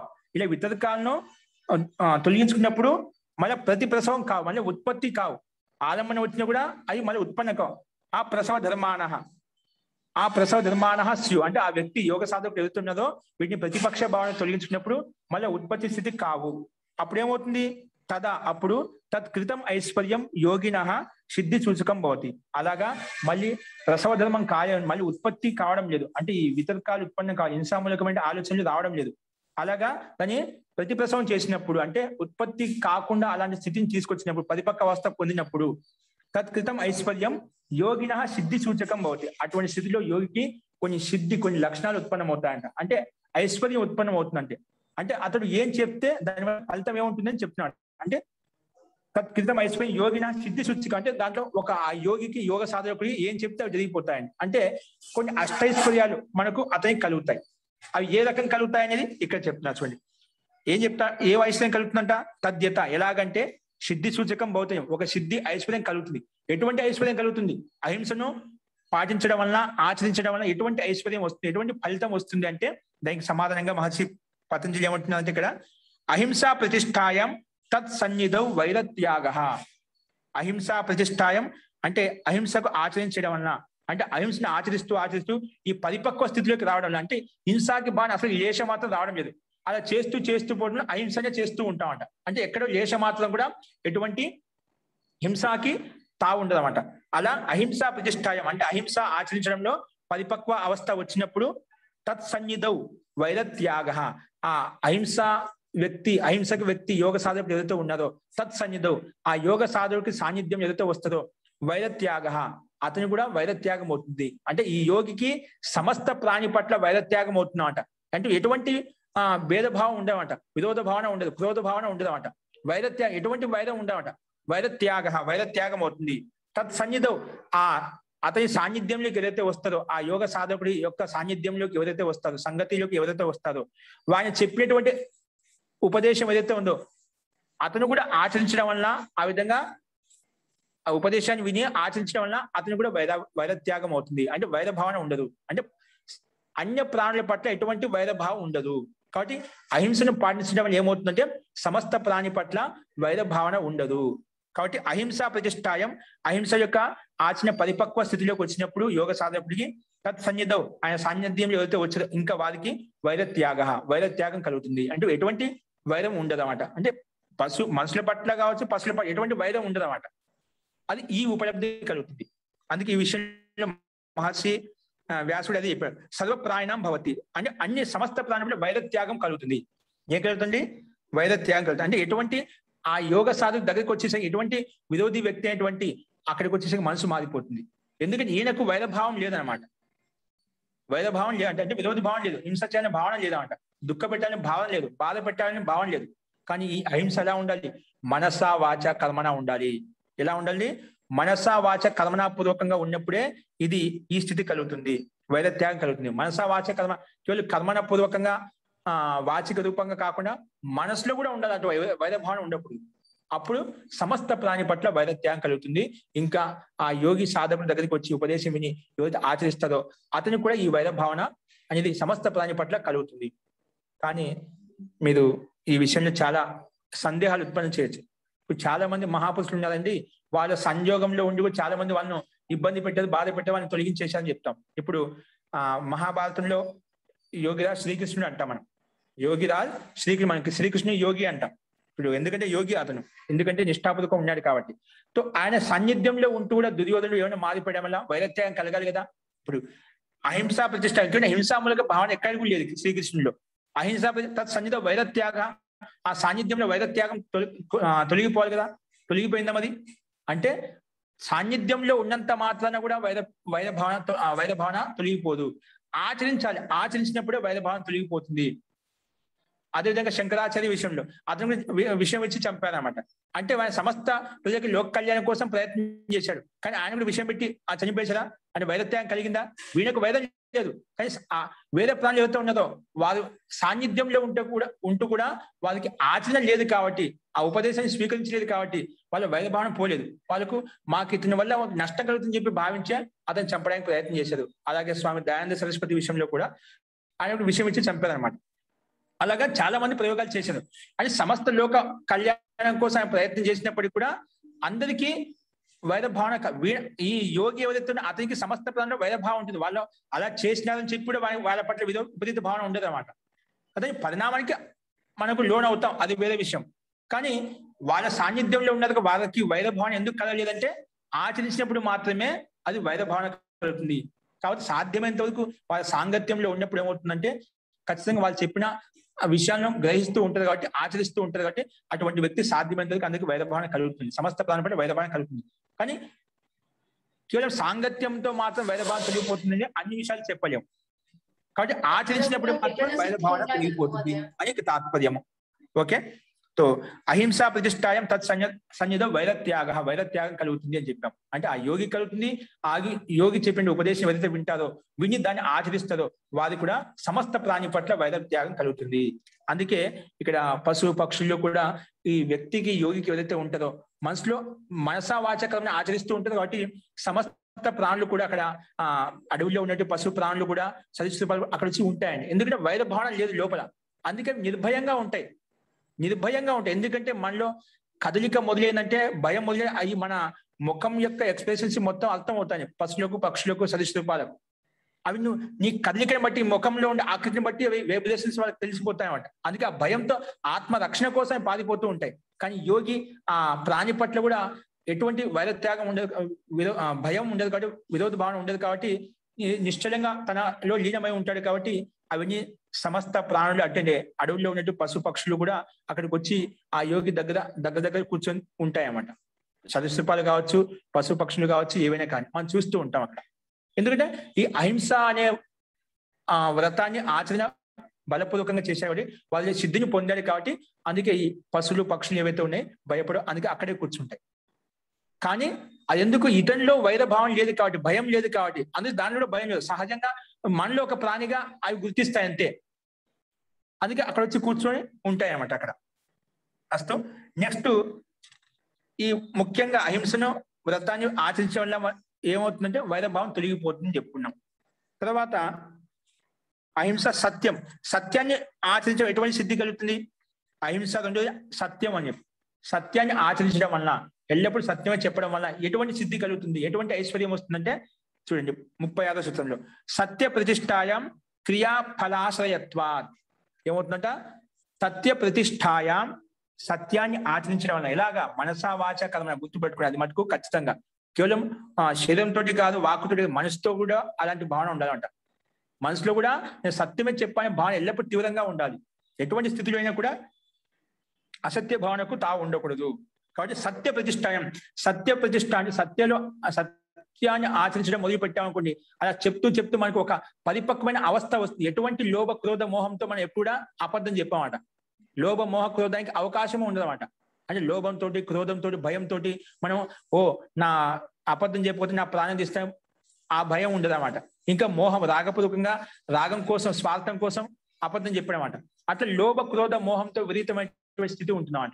అంటే లోభానికి, క్రోధానికి, మోహానికి లోనైపోయి అబద్ధం చెప్పామట. అంటే సమస్త ధర్మపూర్వకంగా ఉంటాయన్నమాట. అందుకే అలా ఎల్లప్పుడూ సత్యం పలుకుతుంటారు. సత్యమే చెప్పాలి దాంట్లో. అందుకే సత్య ప్రతిష్టాయం, సత్యలో ఆచరణ పరిపక్వ అవస్థ చెందినప్పుడు ఏమవుతుందంట? క్రియా ఫలాశ్రయత్వం అంటే ఆ క్రియ యొక్క ఫలితము అంటే ఏ జరిగితే అది జరిగిపోతుందన్నమాట. సత్యవాక్ చెప్పడం వలన ఆ క్రియ యొక్క ఫలితం ఎలా ఉంటుందంట? ఏం చెప్తే అది జరుగుతుందన్నమాట. ఏం చెప్తే అది జరుగుతుంది. అంటే ఉత్తమ క్రియాఫల ఆశ్రయత్వం అంటే ఉత్తమ ఫలం కలుగుతున్నాం అంట. ఏం చెప్తే అది ఏది కావాలంటే ఆ ఉత్తమమైన ఫలం పదార్థం మనకు వస్తుంది. ఆ యోగికి, ఆ యోగ సాధకుడు ఎవరుతున్నారో యోగికి ఉత్తమ ఫలము కలుగుతుంది. అలా క్రియను ఆచరించడం వలన, అనుష్ఠానించడం వలన అది ఉత్తమ ఫలితాన్ని ఇస్తుంది. ఇంకా ఆ ఆచరణ ప్రభావం వలన వేరే ప్రాణులకు కూడా యథార్థమైనటువంటి ఫలితం కలుగుతుందంట. అంటే ఆ సత్యాన్ని ఆచరించడం వలన ఇతర ప్రాణులకు కూడా అదే ఫలితం వస్తుందని చెప్పారన్నమాట. అదే విషయంలో ఎటువంటి ఫలితం వస్తుంది, ఏ రకంగా వస్తుందంటే అది కింద వ్యాసభాషను చూడండి. ధార్మికో భూయా ఇతి భవతి ధార్మిక. ఇది ఆ యోగి వ్యక్తి అంటే సత్యాన్ని ఆచరించేటువంటి, సత్యమే పలికేటువంటి వ్యక్తి ఏం చెప్తాడు? ధార్మికో భూయా ఇతి భవతి ధార్మిక. ధార్మికో భూయా అని చెప్పానమాట. ధార్మికో భవ అంటే ధార్మికుడు కావాలి, నువ్వు సజ్జనుడు కావాలని చెప్పి ఆశీర్వదించాడు. భవతి ధార్మిక, అది ఖచ్చితంగా ధార్మికుడు అవుతా అంట. తర్వాత స్వర్గం ప్రాప్నోహి ఇది, నువ్వు స్వర్గాన్ని పొందాలని చెప్పి ఆశీర్వదించాడు. అప్పుడు స్వర్గం ప్రాప్నోహి ఇది అని ఆశీర్వదించాలనుకోండి, స్వర్గం ప్రాప్నోది, అతడు స్వర్గాన్ని పొందుతా అంట. అంటే ఆ యోగి ఏం చెప్తే ఎవరికి ఏ విధంగా ఆశీర్వదించాడో ఖచ్చితంగా ఆశీర్వాదం ఫలిస్తుందన్నమాట. అంటే ఎందుకు? ఆ సత్యవాక్కుతోటి ఆచరించడం వల్ల అటువంటి అమోఘమైన శక్తి కలిగిందంట. అది చెప్తున్నా ఇక్కడ. అమోఘ అస్య వాక్ భవతి, అమోఘ అస్య వాక్ భవతి. అమోఘం అంటే ఎప్పుడు ఖండితం కానటువంటి వాక్ శక్తి సామర్థ్యం అతనిలో ఉంటుంది. ఏం చెప్తే జరిగిపోతున్నా అంట. ఇప్పుడు ఒక 2 ఉదాహరణలు చెప్పాడు. ధార్మికో భవ అంటే నువ్వు ధార్మికుడు కావాలని ధార్మికుడు అయిపోతాడు ఆ వ్యక్తి. స్వర్గం ప్రాపుని స్వర్గం పొందాలంటే స్వర్గాన్ని పొందేస్తాడు. అట్లా ఏదైతే ఆశీర్వదించాడో, అందుకే ఒక్కొక్క యోగి, ఒక్కొక్క సాధకుడు, ఒక్కొక్క విద్వాంసుడు ఒక్కొక్క రకంగా నిజంగా యథార్థంగా తెలిసిన వ్యక్తి ఒక్కొక్క రకంగా ఆశీర్వదిస్తుంటారండి. అన్ని ఆశీర్వదించరు. ఆ యొక్క గుణ కర్మ స్వభావాన్ని బట్టి, ఎదుటి వ్యక్తిలో ఉండేటువంటి కర్మ స్వభావాన్ని బట్టి ఆశీర్వాదం ఇస్తుంటారు అనమాట. అందుకే ఒకే రకంగా ఆశీర్వదించరు. ఎవరికి ఏమి కావాలో అదే ఆశీర్వాదం ఇస్తారు. కాబట్టి నిజంగా సత్య ప్రతిష్టాయం, సత్యాన్ని ఆచరించడం వలన అమోఘ అస్య వాక్ భవతి అంటే ఎప్పుడు ఖండితం కానటువంటి వాక్, ఏం చెప్తే జరిగేటువంటి వాక్ కలుగుతుంది. అందుకే ఇప్పుడు ఆ పరంపర మనకు ఇది లుప్తమైనప్పటికీ కూడా ఆ పరంపర నడుస్తుంది. అందుకే పలాని సాధు దగ్గరికి వెళ్దామండి, పలాని యోగి అక్కడ ఉన్నారంట, పలాని వ్యక్తి అలా ఉన్నారంట, అక్కడికి వెళ్తే ఆయన చెప్తే ఏం జరిగితే అది జరిగిపోతున్నమాట. ఎందుకు? అప్పట్లో అలాంటి గురువులు ఉన్నారు కాబట్టి ఆ పరంపర వస్తుంది. అది వాస్తవం ఇప్పుడు అలా జరగడం లేదు అన్నమాట. అలాంటి యోగి లేదు. యోగి వ్యక్తి ఎవరైతే ఆచరిస్తారో వాళ్ళకు మాత్రమే అటువంటి అమోఘ వాక్ కలుగుతుంది. కాకపోతే కొన్ని పుణ్య కల్మాశయం వల్ల ఏదో చెప్తూ ఉంటుందో ఆ పరంపర మనకు ఎప్పటి నుంచి వింటూ వస్తున్నా అంటే ఆ నమ్మకంతో, ఆ విశ్వాసంతో గురువుల దగ్గరికి, సాధువుల దగ్గరికి, ఇంకా మహాత్మా ఉన్నాడు వాళ్ళ దగ్గరికి వెళ్ళి చెప్పించుకుంటూ ఉంటామంట. వాళ్ళు ఏం చెప్తే జరుగుతుంది. కొన్ని నిజంగా కొన్ని పుణ్య కర్మాశయం గత జన్మలో ఏమైనా ఉండొచ్చండి. అందుకే ఒక వ్యక్తి ఒక ప్రభావితం అయ్యాయంటే గత జన్మలో ఏమైనా పుణ్య కర్మాశాలు ఉండొచ్చు, ఆ విధంగా ఆచరించి ఉండొచ్చు. అందుకే ఈ జన్మలో కొన్ని చెప్పడం వల్ల జరుగుతూ ఉంటాయి. గత జన్మలో యోగి ఉండొచ్చు, కానీ కొన్ని కర్మల వల్ల ఆయన కూడా కిందికి వచ్చి ఉండొచ్చు అంట. కాబట్టి అలా ఇక్కడ సత్య ప్రతిష్ట చేయడం వల్ల ఏమవుతుందంటే అతనికి క్రియాపద ఆశ్రయత్వం కలుగుతుంది. అంటే ఏ క్రియ అంటే ఉత్తమైన క్రియాకలాపాలు అంటే ఉత్తమైన కర్మలు అతనికి ఫలితం వస్తుందండి. ఉత్తమ ఏ పదార్థం కావాలన్నా, ఏం జరగాలన్నా, ఏం చెప్పాలన్నా అవి జరిగిపోతాయి, అన్ని కలుగుతాయని చెప్పి ఇక్కడే మనం చెప్పుకున్నాం. కాబట్టి కాకపోతే ఏంటంటే ఇక్కడ ఇప్పుడు ఆ యోగి వ్యక్తి కూడా ఎవరికి ఏది పడితే అది ఆశీర్వాదం ఇవ్వడండి. అంటే అధార్మిక వ్యక్తిని ధార్మిక భవ అని చెప్పాడు. స్వర్గానికి పొందడానికి యోగ్యత ఎవరిదైతే లేదో వాళ్ళకి స్వర్గం ప్రాప్ను, ఈ స్వర్గం నీకు కలుగుతుందని చెప్పడం అన్నమాట. ఆ యోగికి తెలిసిపోతుంది నీ యొక్క వ్యక్తి యొక్క స్వభావాన్ని, నీ మాటలను బట్టి, నీ గతివిధిని బట్టి ఎవరికి ఏం ఆశీర్వదించాలో అదే ఆశీర్వదిస్తా అండి. అసంభవాన్ని సంభవంగా చేయడానికి ప్రయత్నం చేయరు కూడా.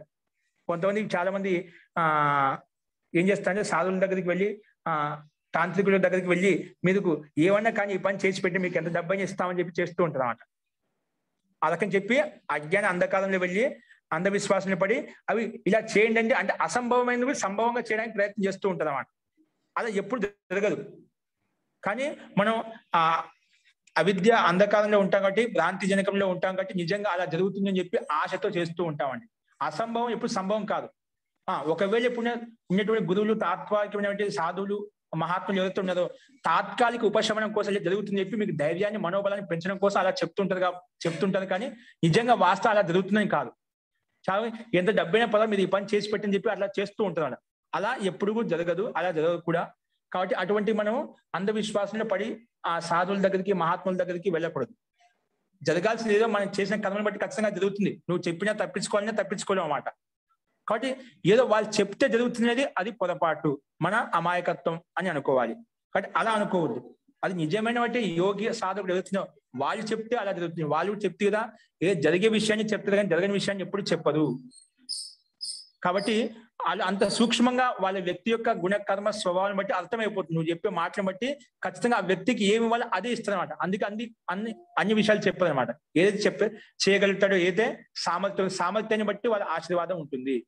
కాబట్టి ఈ రకంగా సత్యాన్ని ఆచరించడం వలన క్రియా ఫలాశ్రయత్వం కలుగుతుంది. అంటే ఆ క్రియ యొక్క ఫలితం ఏమిటి ఉంటుందంటే ఆ వాక్ ద్వారా ఏదైతే క్రియాకలాపాలు చేసేదో అది ఉత్తమ ఫలితాన్ని ఇస్తుంది. అది అతనికే కాకుండా వేరే ప్రాణులకు కూడా ఇటువంటి ఫలితం వస్తుందని చెప్పి చెప్పుకున్నాం. అంటే అమోఘ అస్య వాక్ భవతి. ముఖ్యంగా ఆ సత్యాన్ని ఆచరించేటువంటి వ్యక్తి, యోగ సాధకుడు ఎవరైతే ఉన్నారో, ఇంకా యోగ సాధకుడు ఎవరైనా కానీ సత్యాన్ని ఆచరించడం వలన అతను ఏం చెప్తే అది జరిగిపోతుంది. జరిగేది విషయాన్ని జరిగిన విషయాన్ని జరగదని చెప్పేస్తాను. అక్కడ జరిగిన విషయం ఏదైతుంది దాన్ని జరగదని చెప్పేస్తాను అనమాట. అస్తు.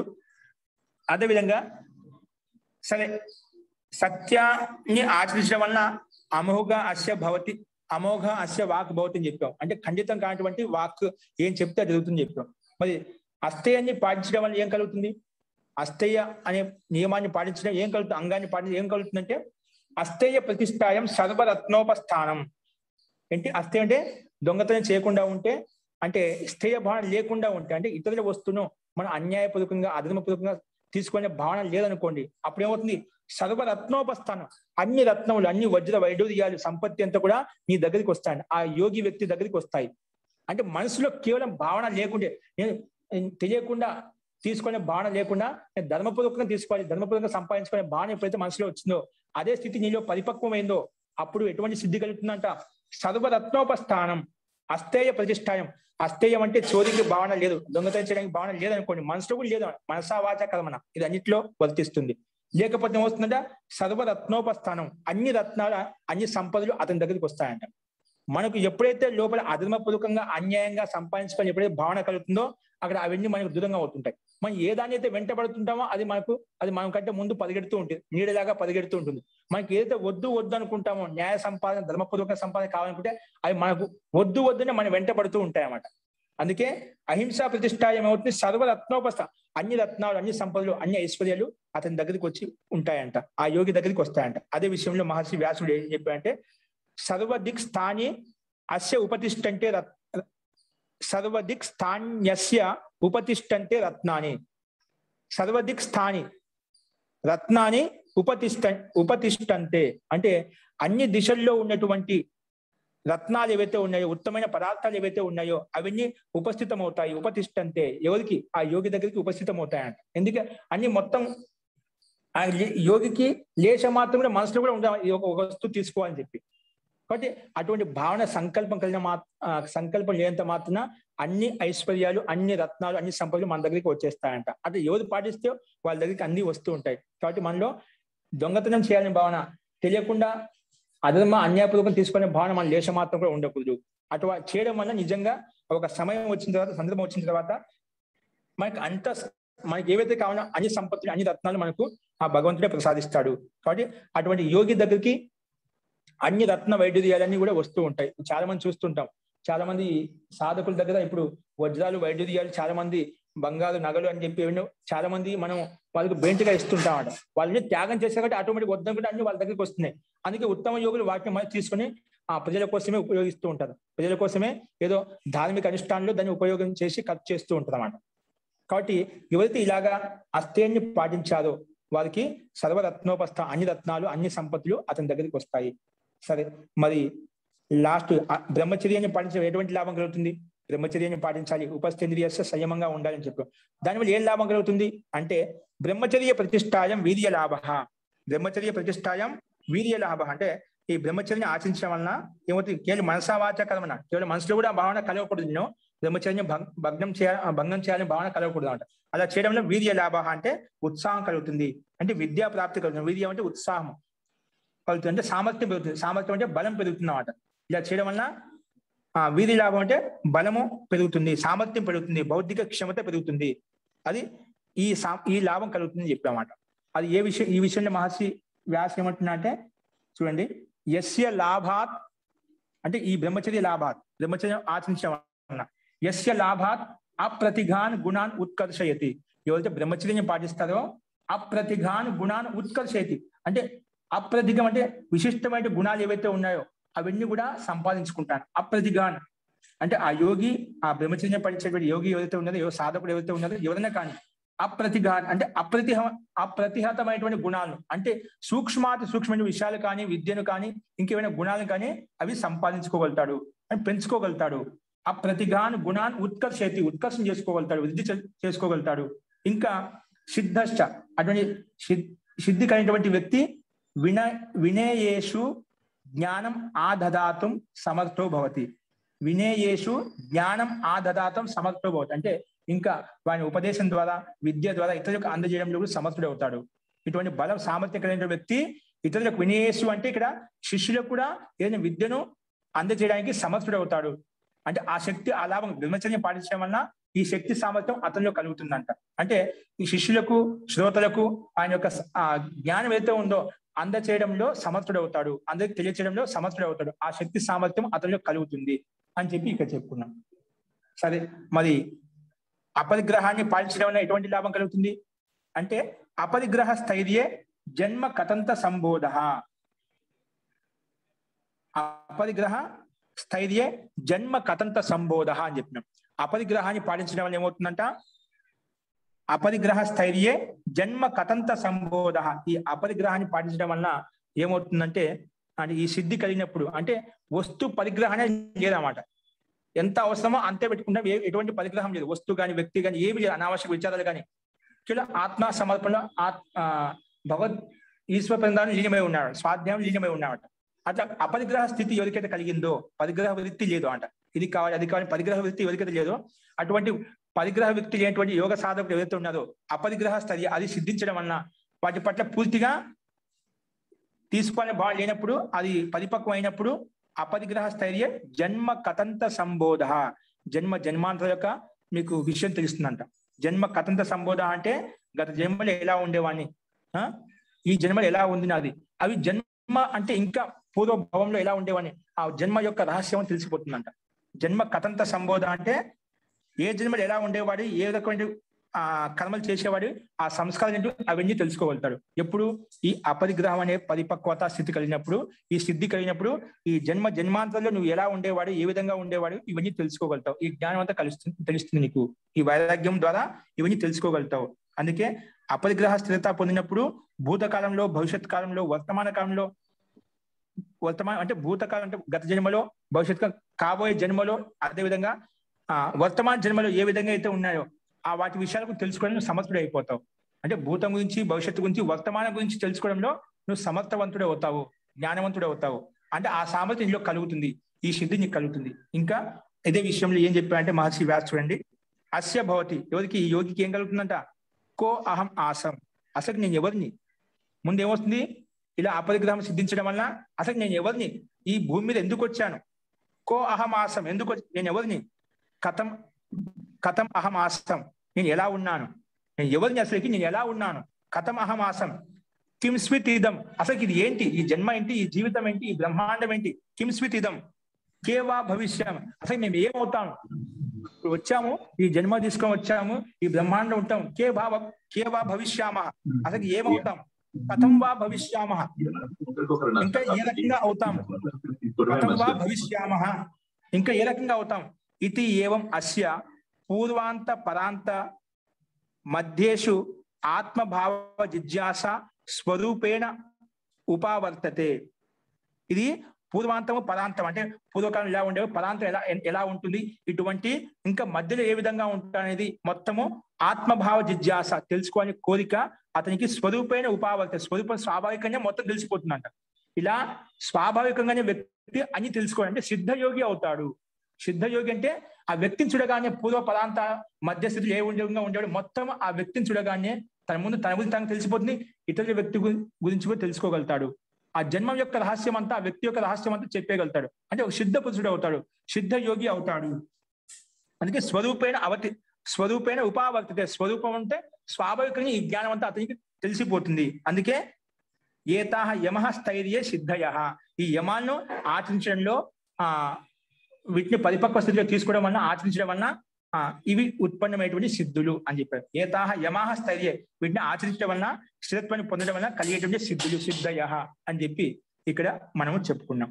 కాబట్టి ఈ అపరిగ్రహాన్ని పాటించడం వల్ల ఏమవుతుందంట, అసలు నేను ఎవరిని, ఎందుకు వచ్చాను, ఏం చేస్తున్నాను, అసలు బ్రహ్మాండం ఏంటి, సృష్టి అంటే ఏమిటి, నేను ఏం చేయాలి, ఏం చేస్తున్నాను, అసలు ఈ మళ్ళీ జన్మ అంటూ ఉంటుందా, ఆ జన్మ పోయిన తర్వాత ఎక్కడికి వెళ్తుంది, మళ్ళీ ఎక్కడ పుడతాము, అసలు నా జన్మ యొక్క రహస్యం ఏంటి, గత జన్మలు ఏ విధంగా ఉండేవాడిని, ఇవన్నీ యొక్క తెలుసుకొని ఆత్మభావాన్ని జిజ్ఞాస కలుగుతుంది. అసలు ఆత్మ అంటే ఏమిటి, పరమాత్మ అంటే ఏమిటి, ఈ దేవతలు అంటే ఏమిటి, ఈ బ్రహ్మాండం ఎలా నడుస్తుంది, ఏ విధంగా నడుస్తుంది, ఇటువంటి భావనల్ని ఆలోచనలు వస్తాడు.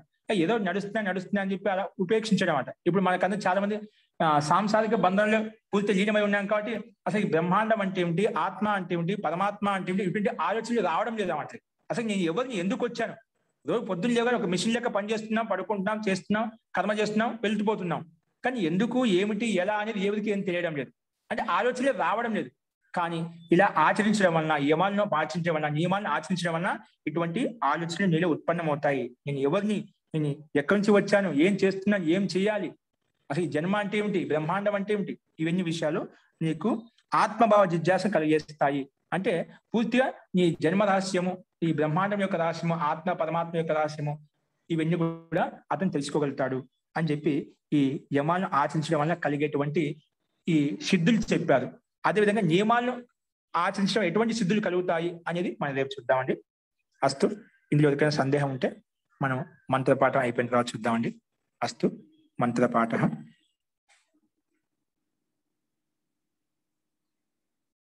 ఓం సర్వే భవంతు సుఖినః, సర్వే సంతు నిరామయాః, సర్వే భద్రాణి పశ్యంతు, మా కశ్చిద్ దుఃఖభాగ్ భవేత్. ఓం శాంతి శాంతి శాంతిః. సర్వేభ్యో నమః. అందరికీ నమస్కారం అండి. ఓం నమస్తే. ధన్యవాదాలు మహోదయ. జీ చెప్పండి. ఇప్పుడు ఈ చెప్పుకున్నాము. ఇందులో చెప్పిన వాటిలో సందేహం చెప్పండి. హరి ఓం. నమస్తే మహోదయ. ఇప్పుడు మీరు చెప్పండి. యోగి లక్షణములతో మనసా వాచ కర్మణ యోగి లక్షణంతో జీవించిన వారికి ఎవరైనా తీసుకొచ్చి ఇట్లా రత్నాలు బహుమతులు వస్తాయి అని చెప్పారు. అంటే అప్పుడు వాళ్ళ కర్మ ఫలాన్ని మరి వీళ్ళు తీసుకున్నట్లా? కర్మఫలం తీసుకోవడం కాదు, ఆయనకు ఎందుకు ఇస్తున్నారు? ఆ యోగికి ఇస్తే దాన్ని 10 మందికి ఉపయోగిస్తాడు. దానివల్ల ఉపయోగం. ఆయన యోగి ఏం తీసుకోడు. ఆ రత్నాలు వచ్చి ఏం చేస్తాడు? ఆ యోగి 10 మందికి మంచి కార్యాలు వినియోగిస్తాడు అన్నమాట. అందుకోసం పుణ్యం కోసం ఇస్తాడు ఆ యోగి. ఆ కర్మఫలం కాదు. నేను కొన్ని కర్మలు చేసేవైతే వాళ్ళ దగ్గర రత్నాలు ఉన్నాయో, భగవంతుడు గత జన్మలో మంచి పని చేశాడు, వాళ్ళ దగ్గర రత్నాలు వచ్చాయి, ఐశ్వర్యం వచ్చింది, అది ఇంకొకరికి ఇస్తుంది అనమాట. అది యోగికి ఇవ్వాలి. పుణ్యాత్మ యోగి కాబట్టి యోగికి ఇద్దామని చెప్పి యోగికి ఇస్తాడనమాట. ఆ యోగి దాన్ని శుభ కర్మల్లో అంటే మంచి కర్మల్లో ధార్మిక అనుష్ఠానంలో అక్కడ ఆ పనిలో వినియోగిస్తాడనమాట. మరి వాళ్ళు దానం చేసినప్పుడు వాళ్ళకు పుణ్యం వస్తుంది అంటారు కదా, అంటే అప్పుడు పాపకర్మ మరి ఎక్కడికి పోయినట్లు? పాపకర్మ ఎక్కడికి పాప అలాగే ఉంటుంది. నీ పుణ్యకర్మలు ఎక్కువ అవడం వల్ల పాపకర్మ నీకు ప్రభావం చూపించదు, అలాగే ఉంటుంది. ఇంతకుముందుకు చెప్పుకున్నాం. ఇప్పుడు ఏదన్నా లౌకిక ఉదాహరణ చెప్పుకున్నాం. మనకు ఉప్పు ఎక్కువ విన్నటువంటి ఒక పదార్థంలో మనకు చేసేటువంటి వంటల్లో దాన్ని ఏం చేస్తుంది? దాన్ని మాత్ర తగ్గిపోదన్నమాట. దాన్ని తగ్గించుకోవాలంటే దాంట్లో నీళ్లు పోసుకొని దాన్ని మాత్ర తగ్గించుకుంటాం. ఉప్పు కాసం ఎక్కువగా ఉంది, ఉప్పు ఎక్కువ ఉంది, దాన్ని చేస్తాం నీళ్ళు ఎక్కువ పోసుకుంటాం దాన్ని మాత్ర తగ్గించడం కోసం. అది తగ్గలేదు. నీళ్ళు ఎక్కువ పోస్తే ఉప్పు తగ్గిపోయిందా? అది అలాగే ఉంది. కాబట్టి నీళ్ళ మాత్రం పెరగడం వలన అది నీకు కనిపించలేదు. అలాగే పుణ్యకర్మాశం ఎక్కువగా కావడం వలన నీది ఆ దుఃఖం అలాగే ఉంటుంది. ఆ దుఃఖాన్ని నువ్వే అనుభవించాలి, ఏదో అనుభవించదు. మళ్ళా అది ఏదైనా కానీ దుఃఖం ఏదైతే ఫలితాన్ని ఆ ఫలితం ఇస్తుంది, కాబట్టి కనిపించదు, మనకు ప్రభావం చూపించదు. అందులో పుణ్యకర్మాశంలో కొట్టుకోపోతున్నమాట, కనిపించక కొట్టుకోపోతుంది. ఒకవేళ పుణ్యకర్మ తక్కువగా ఉందనుకుంటే అది మనకు ప్రభావం చూపిస్తుంది, అది కష్టాన్ని ఇస్తుంది, ప్రభావం చూపిస్తుంది. ఆ ప్రభావానికి లోన్ అవుతాం అనమాట. ఎక్కడికి పోయి నష్టం కాదు, అది అనుభవిస్తాం. కాదు పుణ్యకర్మాశయం పుణ్యకర్మలు ఎక్కువగా కావడం వల్ల అది మనకు ప్రభావాన్ని చూపించదు, సహజంగా వెళ్ళిపోతుంది, సహనీయంగా ఉంటుంది. అది దీని యొక్క తాత్పర్యం. అంటే యోగ్యం పంచుకోడు. యోగ్యం యోగి దగ్గర తీసుకొస్తే చేస్తాడు మంచి పని, ఆ పనిలో ఈ పని వినియోగించమని చెప్తాడు. వాళ్ళకి భక్తులకు ప్రేరేపిస్తాడు అంతే, ఈ పని చేయమని ఆ పని చేయమని చెప్పి.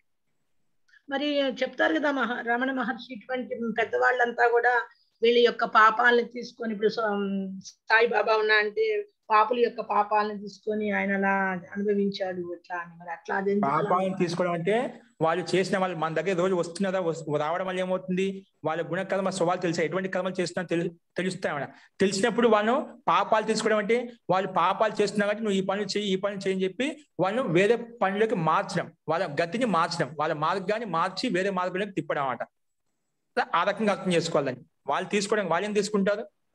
చేసిన కర్మ ఒకరైతే వేరే కర్మలకి ఎందుకు వస్తాయి? వాళ్ళు ఆ గురువుల దగ్గరికి సజ్జనుల దగ్గరికి రావడం వాళ్ళ మార్గాన్ని చేంజ్ చేస్తాడు, మార్గాన్ని మారుస్తారు. ఆ పుణ్యకర్మలు చేయడం వల్ల తొలగిపోతాయి అన్నమాట. ఈ గురుగాల దగ్గరికి వచ్చాయండి, నేను పలానా సాధువు దగ్గరికి వెళ్ళానండి, అందుకే నేను వెన్ని పాపాలు తొలగిపోయాయి, పాపాలు నాశనం అయిపోయాయి. నిజంగా అక్కడికి పోతే వాళ్ళు మంచి జ్ఞానం ద్వారా నీలో ఉండే పాపకర్మలను పాప ఆలోచనలను తొలగిస్తారు. అట్లా తొలగించడం నీ మార్గాన్ని చేంజ్ చేస్తారు, నీ బుద్ధిని చేంజ్ చేస్తారు అన్నమాట. అట్లాగా తొలగి తీసుకోవడం కాదు. వాళ్ళు ఏం తీసుకుంటారు? ఎవరి కర్మలకు వాళ్ళే బాధ్యులు. తీసుకోవడానికి కర్మ సిద్ధాంతం ఎక్కడ ఒప్పుకోదు. ఎవరి కర్మలకు వాళ్ళే బాధ్యులు. కాకపోతే వాళ్ళు నీ మార్గాన్ని చేంజ్ చేస్తారు అన్నమాట. బుద్ధి ద్వారా నువ్వు చేసే కర్మను తెలుసుకొని అవి అందరికీ తెలియదు కాబట్టి వాళ్ళు చెప్తే వింటాం కాబట్టి. ఎందుకంటే అమోఘ వాక్ భవతి, ఎందుకు సత్యాన్ని ఆచరిస్తారు కాబట్టి, సత్యాన్ని పాటిస్తారు కాబట్టి వాళ్ళు చెప్తే వింటాం, మనం చెప్తే వినరు అన్నమాట.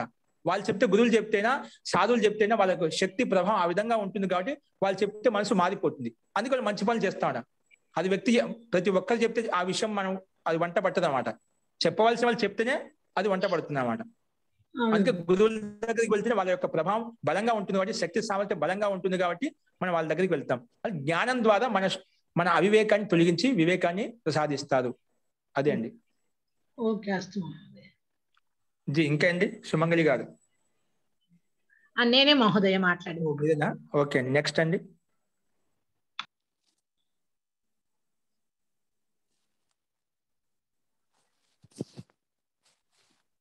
ఓకే అండి. ఈ రకంగా మనము ఈ యమాలను పాటించడం వలన, ఈ రకంగా మనము అహింసను పాటించడం వలన మనకు వైరాగ్యం కలుగుతుంది సమస్త ప్రాణుల పట్ల. ఇంకా సత్యాన్ని పాటించడం వలన మనకు అమోఘ వాక్యం అవుతుంది, మన ఏ చిత్త జరుగుతుంది. కానీ పాటించాలి, పూర్తిగా పరిపక్వ స్థితి వచ్చినప్పుడు మాత్రమే. మాత్రం భావన అనేది ఉండకూడదు. ఎప్పుడు అసత్యం చెప్పాలి, ఎటువంటి స్థితిలో అయినా, ఎటువంటి దుఃఖ స్థితిలో ఉన్నప్పుడు సత్యమే చెప్పాలి. అలాంటి పరిపక్వ స్థితికి వచ్చినప్పుడు ఇటువంటి శక్తి సామర్థ్యం కలుగుతుంది. అలాగే అహింస అస్థేయ ప్రతిష్టాయం సర్వరత్నోపస్థానం అని చెప్పాం. అన్ని రత్నాలు, అన్ని ఐశ్వర్యాలు, అన్ని సంపత్తులు కలుగుతాయి. అలాంటి భావన లేకుండా నిజంగా చెప్తున్నాను, మీరు సంకల్పంగా ఈ జీవితంలో నేను ఎప్పుడు అధర్మంగా అన్యాయంగా వచ్చి తీసుకోను అని తెలియకుండా వచ్చేసి అది వేరే విషయం, తర్వాత తెలుసుకుని వదిలేస్తుందని. కానీ మనసులో నీకు భావన ఉండకూడదు, నేను తీసుకోవాలి, ఒక వస్తువును తెలియకుండా తీసుకోవాలని భావన నీలో ఉండకూడదు. చోరీపూర్వకంగా అంటే ఆ కర్త యొక్క స్వామి ఎవరుతున్న ఆ స్వామికి తెలియకుండా తీసుకునే భావన లేశ మాత్రం రాకూడదు. అటువంటి వ్యక్తికి భగవంతుడు అన్ని ప్రసాదిస్తాడు అన్నమాట. అటువంటి యోగికి దగ్గరికి అన్ని వస్తూ ఉంటాయి. అదేవిధంగా బ్రహ్మచర్యం పాటించడం వల్ల మన బలము సామర్థ్యం పెరుగుతుంది. బలము సామర్థ్యం పెరగడం వల్ల మనం ఎటువంటి పైన చేయగలుగుతాము. బలము సామర్థ్యం ఉంటే భౌతిక శక్తిని పెంచుకొని, జ్ఞానాన్ని పెంచుకొని మనం ఏదైనా సాధించగలుగుతాము. అది ఈ బ్రహ్మచర్యం పాటించడం ఆ శక్తి సామర్థ్యం కలుగుతాయి. ఇవి లేకపోయినప్పుడు ఆ బలము శక్తి ఉండకపోవడం వల్ల మనము ఆ జ్ఞానాన్ని సంపాదించుకోలేము, ఆ బలాన్ని సంపాదించుకోలేము. కాబట్టి బలం కోసము ఇది మనం పాటించాలి. అదేవిధంగా ఈ అపరిగ్రహాన్ని పాటిస్తే మనకు జన్మాంతంలో ఉన్నటువంటి జన్మ రహస్యం అంతా కూడా వర్తమాన కాలంలో, భూతకాలంలో, భవిష్యత్ కాలంలో ఏమేమి జరగబోతాయి అనేది కూడా మనం ఆ సిద్ధ పురుషుడికి, ఆ యోగికి అన్ని తెలుస్తాయి.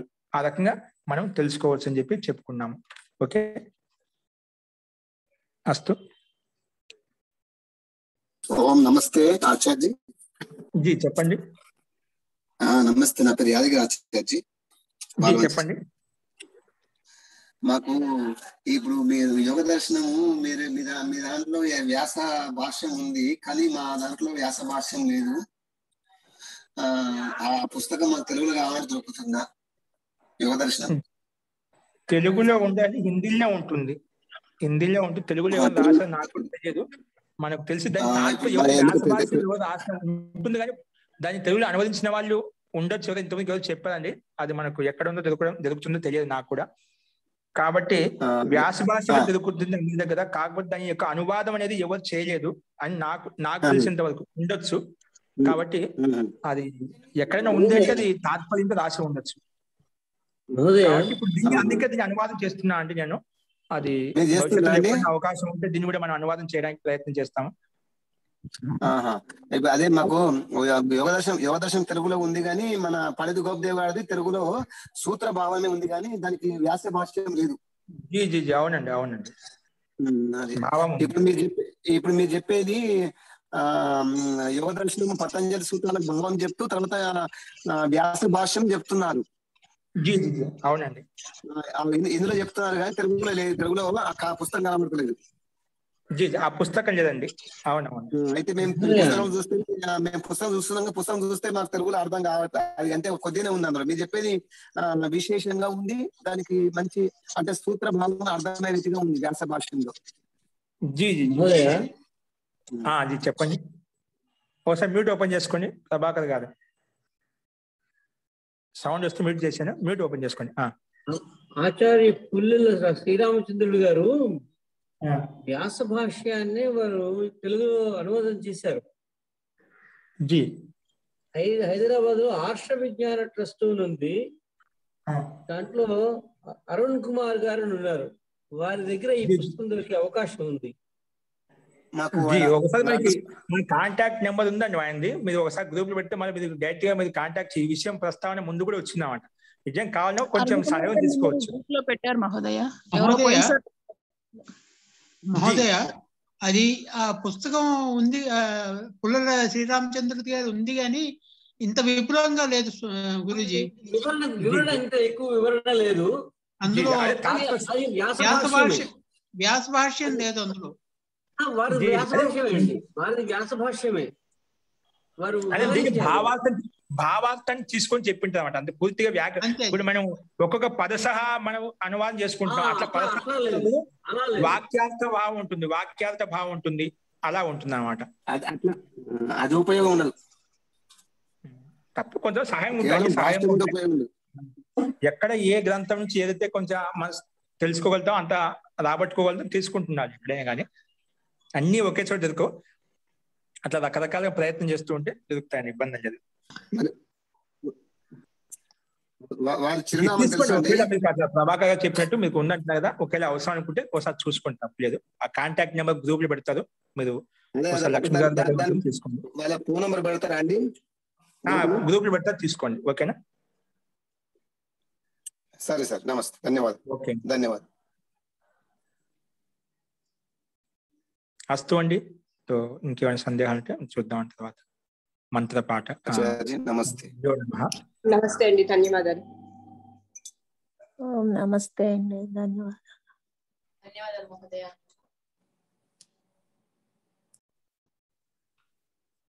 నమో నమః మహోదయ, ధన్యవాదాలు. నమస్తే.